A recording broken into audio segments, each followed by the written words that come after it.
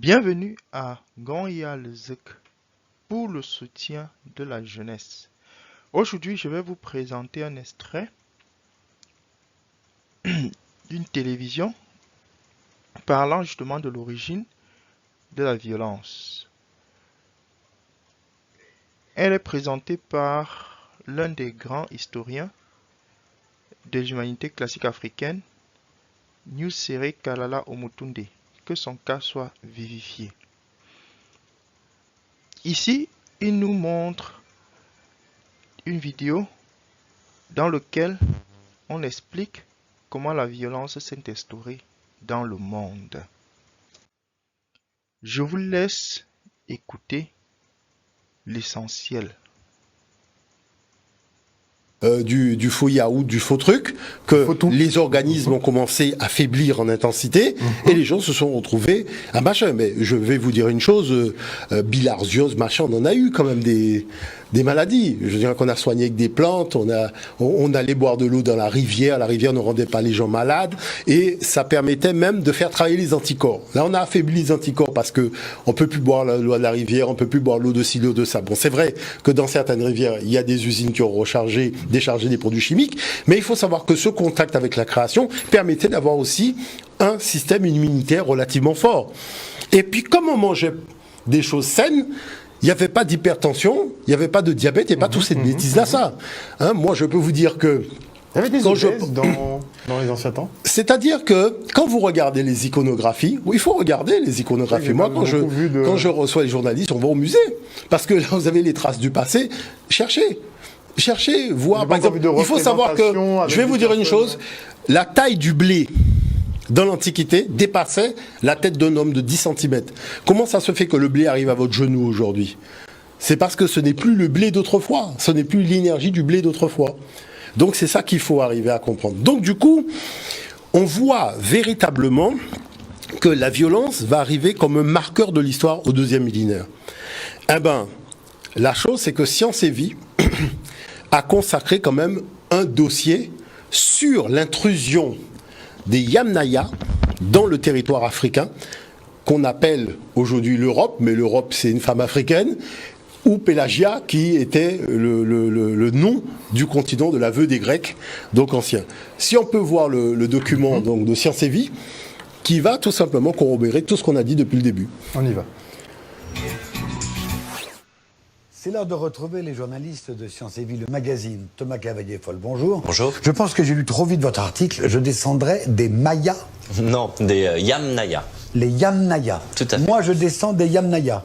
Et moi, et la grande majorité des Européens actuels. Comment, pourquoi, quand? Alors, les Yamnaya, en fait, c'est un peuple qui habitait les steppes au-dessus de la mer Noire, en actuelle Ukraine et Russie, qui était nomade il y a un peu plus de 5000 ans. Yamna, c'est un adjectif qui est lié aux tombes en fosse, en fait. Vous savez, dans la steppe herbeuse, oui, on voit des tumulus, effectivement, oui. Et ça se dit Yamna en russe. Voilà. Et c'était des peuples nomades, et tout d'un coup, ils ont quitté leur territoire et ils ont débarqué en Europe. Dans toute l'Europe? Dans toute l'Europe. Ils ont mis 500 ans pour traverser l'Europe, du coup, d'est en ouest. Bon, ils ont laissé des traces écrites? Ils n'ont pas laissé de traces écrites parce que justement, ils ne connaissaient pas l'écriture. Il n'y avait d'écriture qu'en Égypte et en Mésopotamie à cette époque. Mais par contre, ils ont laissé une trace encore plus indélébile. Ils ont laissé leur gène. Et vous et moi, en France, avons 35% environ de gènes qui proviennent d'une ascendance Yamnaya.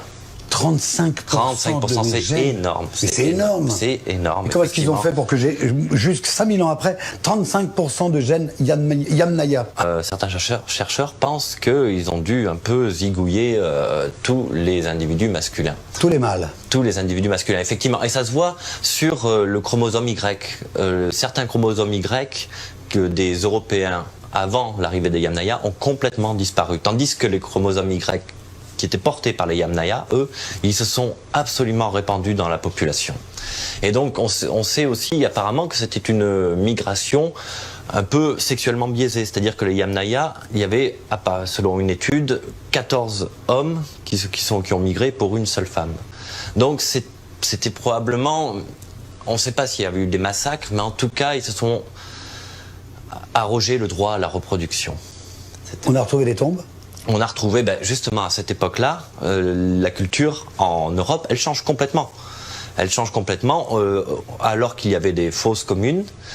On retrouve de plus en plus de tombes individuelles à la mode un peu Yamnaya. Comment est-ce qu'on a appris tout ça? Comment est-ce qu'on a découvert tout ça? Alors ça, c'est bien sûr l'étude du génome qui nous l'a expliqué. Les Yamnaya. Comment est-ce qu'on expliquait avant ces 35% de mes gènes? On l'expliquait pas. En fait, on ne savait pas à quoi les rattacher, donc on ne pouvait pas savoir d'où ils venaient. Nous avons, nous, Européens, des ancêtres Yamnaya. Tous. N'oubliez jamais, Thomas... Que la curiosité n'est pas un vilain défaut. Je ne dirai pas mieux. À bientôt.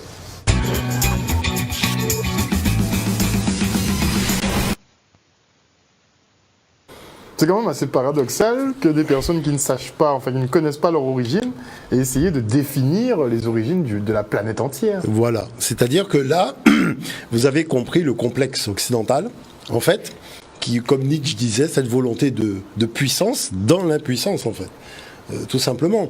C'est-à-dire que vous comprenez, en fait, à quelle problématique l'historien occidental se retrouve confronté quand il doit raconter son histoire. C'est pour ça qu'il ment. C'est pour ça qu'il raconte des fables. Il se retrouve aussi avec Zavata, il raconte n'importe quoi. Mais la chose, c'est qu'il y a quand même des peuples nordiques, il y a aussi des universités américaines, il y a certaines études qui remontent à 2000, nous sommes en 2021, ça fait 21 ans qu'on n'a jamais parlé d'un fait, c'est que beaucoup de peuples européens ont la drépanocytose et d'autres problèmes de cet ordre-là. Qui est techniquement réservé aux populations.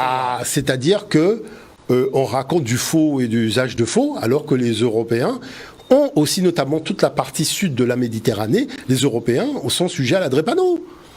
Parce que c'était des populations africaines qui vivaient là.